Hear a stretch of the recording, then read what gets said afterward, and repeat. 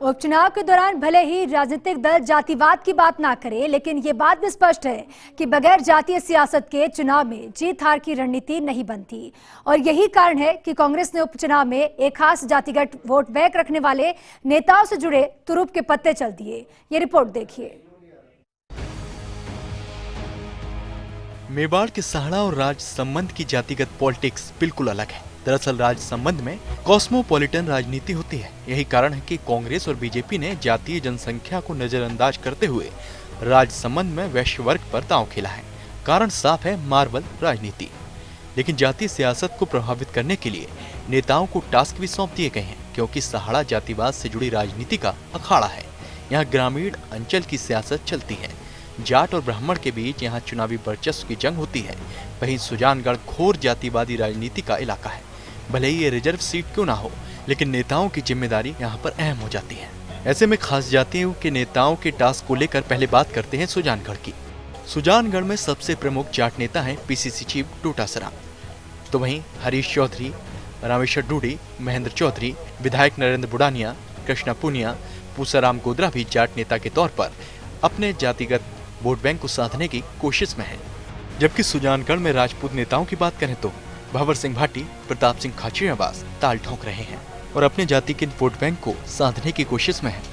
वहीं माली समुदाय के नेता की बात करें तो वैभव गहलोत को अहम जिम्मेदारी दी गई है। वैभव युवाओं के बीच काफी लोकप्रिय हैं।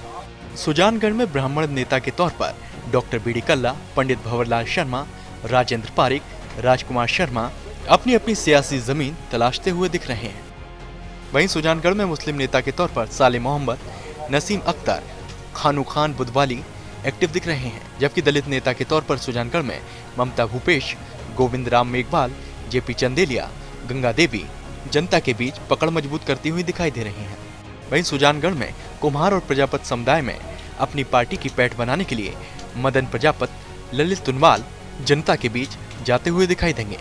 अब बात करते हैं सहाड़ा की, जहां पर जाति आधारित टास्क किस किस नेता को दिया गया है, इस पर एक नजर डाल लेते हैं। ब्राह्मण नेता के तौर पर यहां पर भी डॉक्टर रघु शर्मा सक्रिय दिखाई देंगे। तो वहीं पूर्व मंत्री हरिमोहन शर्मा और कांग्रेस नेता रामपाल शर्मा के हाथों में भी अहम जिम्मेदारी है। जबकि गुर्जर नेता के तौर पर अहम जिम्मेदारी अशोक चांदना के पास है। वहीं पूर्व मंत्री डॉक्टर जितेंद्र सिंह, शकुंतला रावत, राजेंद्र बिधूड़ी, कांग्रेस के राष्ट्रीय सचिव धीरज गुर्जर और गुर्जर कांग्रेस नेता संजय के पास भी अहम जिम्मेदारी है।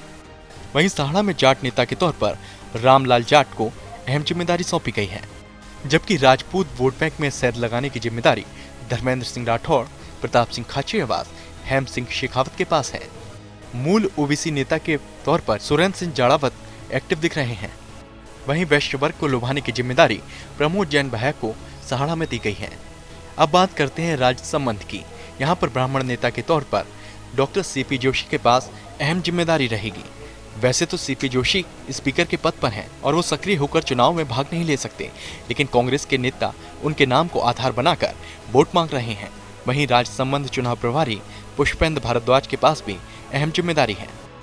राज संबंध में गुर्जर नेता के तौर पर देवकी नंदन काका के कंधों पर अहम जिम्मेदारी है। राजपूत नेता के तौर पर यहाँ पर भी प्रताप सिंह खाचरियावास एक्टिव दिखेंगे। वहीं नारायण सिंह भाटी के ऊपर भी कांग्रेस के वोट बैंक का अहम प्रभार है। जबकि जाट नेता के तौर पर लालचंद कटारिया, रामलाल जाट को राज संबंध में अहम जिम्मेदारी दी गई है। मूल ओबीसी वोट बैंक पर भी कांग्रेस की नजर है। ऐसे राज संबंध में उदयलाल आंजना, महेश प्रताप सिंह, सुंदर कुमावत की सक्रियता अहम हो जाती है।